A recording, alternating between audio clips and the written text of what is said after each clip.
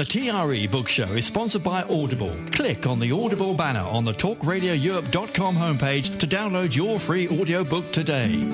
Terms and conditions apply. The Book Programme. Presented by Hannah Murray. Joining us on the line now is Bruce Reynolds. He's been a guitarist, composer and producer all of his working life. He lives in Malaga. He's joining us on the line now from Switzerland, and it's to talk about his first book. It's called The Gift, and it is a novel, but he's told me that it's pretty much completely true, so I'm dying to find out which bits. It's a story of friendship, heroism and rock and roll. Welcome to the book show, Bruce. Thanks very much. Thanks for joining us. So tell me a little bit about your journey before we talk about this book. Tell me about your music career. Yes, that's going back quite a while. I did lots of session work in London and musicals and played in various bands, covers bands, and one band in particular who nearly cracked it but didn't quite. Yeah, I've been a guitarist all my life, got into production as well, and songwriting, so pretty much full-on music. Tell me about the band that nearly made it, but not quite. Yeah, or was I think you'd say that. Yeah, it's a band was called Mammoth. It was late 80s, hard rock band in London, and was meant to be the most happening band at the time. But it didn't quite do it, so... there you go. So I set off on a different path altogether. Yeah. Got into production and stuff. And it must be so difficult trying to make a success as a musician, is it? You've got to live it. You can't just go for the success. You have to live it. You have to live the life and want to do it and wake up every day excited and happy about it. Then it's okay. And I am very much like that. Yeah. So when did the writing come about then? Well, I've been writing all my life. I've kept diaries all my life, and I've done written songs, produced CDs for people, and so I'm used to writing. The actual book started in 2004 when this extraordinary thing happened to me. What happened? Yeah, I was on tour with a band in Belgium. It's a few months after my dad had died, and I was feeling pretty spaced out as it was. And then we went to a town called Ludwigsburg in Belgium, and I was led to a military cemetery and led to a specific grave. I don't want to go too much into it because it's all in the book and it's difficult to talk about. It's easier to read. I found this grave, and it turned out it was my best friend of my dad. I didn't know when I found it.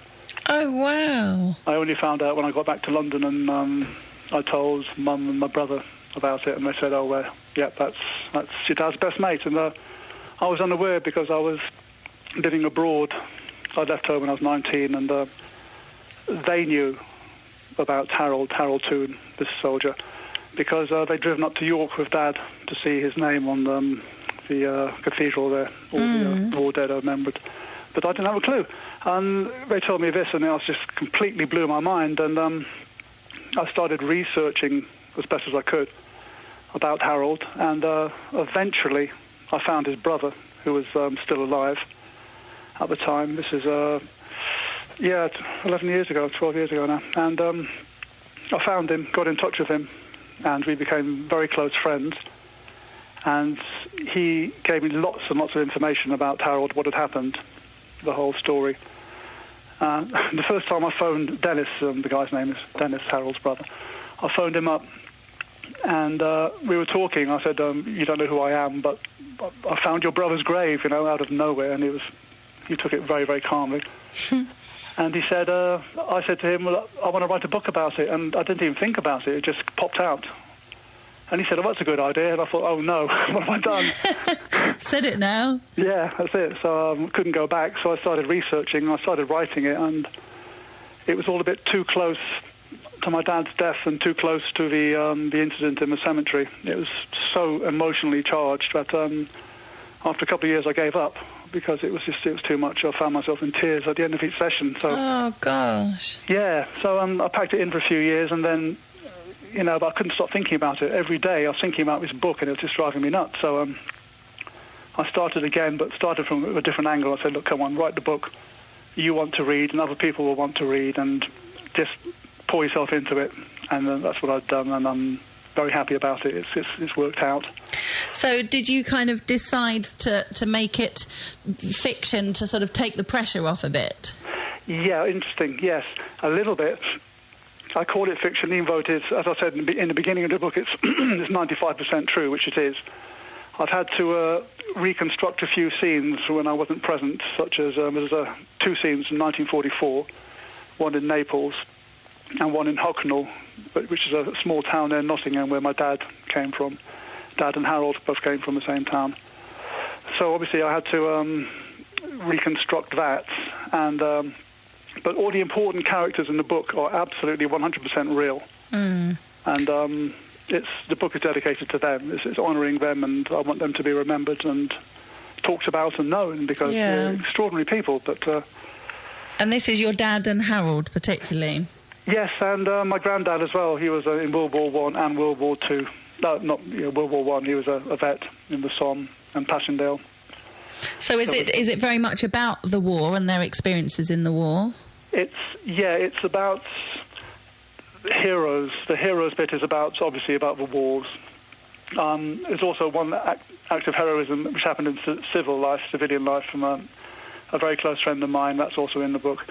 It kind of expanded a bit to fit in all these people I knew, but the war history is obviously it's a crucial part of it. It's the crux of it.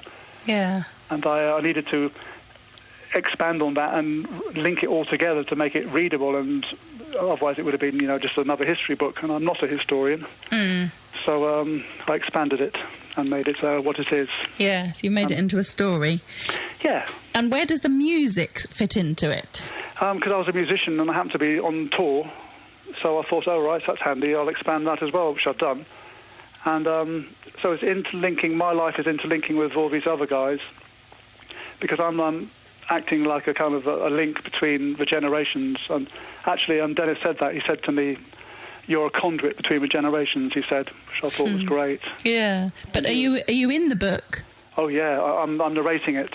Ah, lovely, okay. That was a bit scary, because I had to kind of open up everything, be very, very frank and honest, and that took a while. But I think I've achieved it, and I'm very happy about it. Yeah. So how did you decide the format of it all, the fact that you're narrating the story? How did that all come about? I had to choose. Is it first person or third person? And I wanted it to be intimate, because it is a very intimate book. I thought the best way to do that is simply to be the narrator, which I've done. And, it wouldn't have worked third person, no way. And the book is called The Gift. Can you tell us what The Gift is, or is that giving too much away? No, The Gift is, it means a present. It doesn't mean a talent. It means a present. I don't want to give too much away, you're right. I need to be a bit careful, but it's a gift I received from someone which has changed my whole life. Okay. Unbelievably so, and I'm so grateful for it.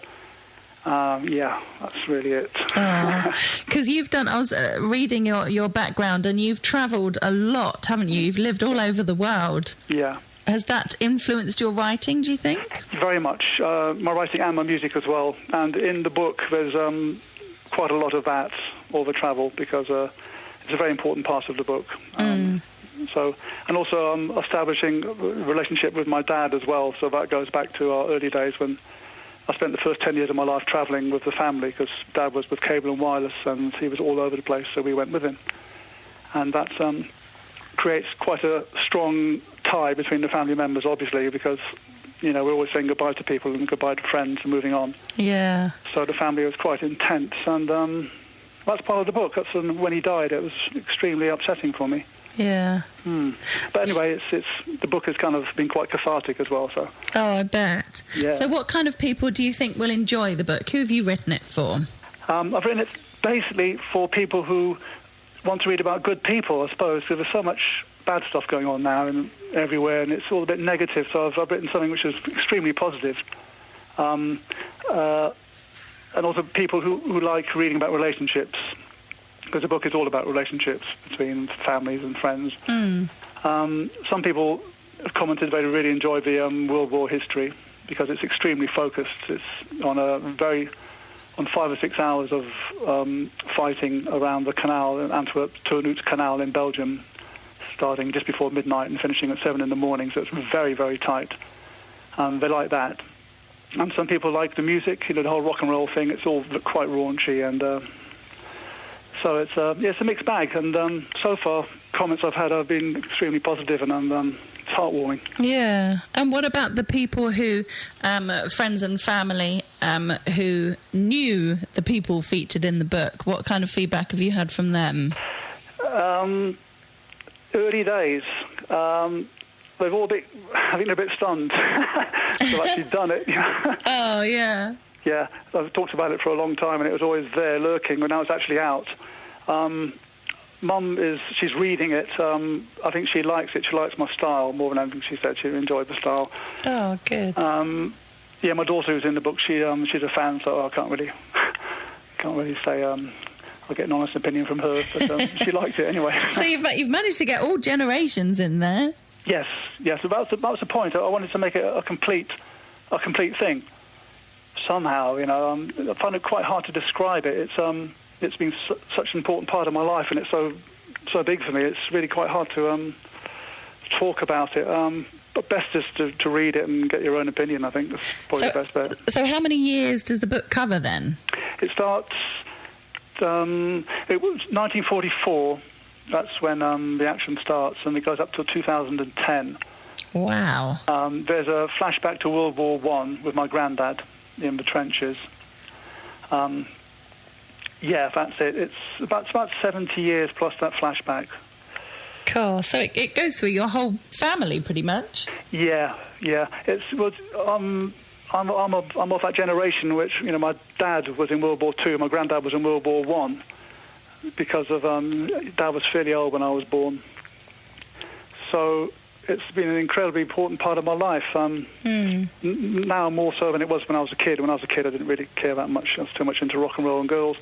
But now it's really important to me. And yes, I feel extremely happy to have done it, and extremely glad to have stumbled on that grave and the whole thing. It's just fabulous. Definitely. Well, what's lovely is there's some great stories to tell in there. That if not just anybody could write about their family history, and for people who don't know them to be interested in reading it. Do you know what I mean? Absolutely. So you've obviously got something pretty unique there. I think so. It took a long time, a lot of soul searching, and a lot of help. Much support from people in my life have been wonderful, and it's done now, and I'm slightly stunned myself. It's done. I'm now promoting it as much as I can. And, I made a promise to the guys in the book, all the heroes and people, that I would do my best to promote it and get their names out there, which is what I'm doing. Yes. Oh, well, fantastic. Congratulations, Bruce, and I wish you all the best with the book. If people want to get in touch or find out more about the book, there's a website, brucereynoldsmusic.com, and the book is called The Gift, so people can buy it, and it's by Bruce Reynolds, who we've been chatting to today. Bruce, thanks very much for joining us. Thanks, Hannah. Talk Radio Europe.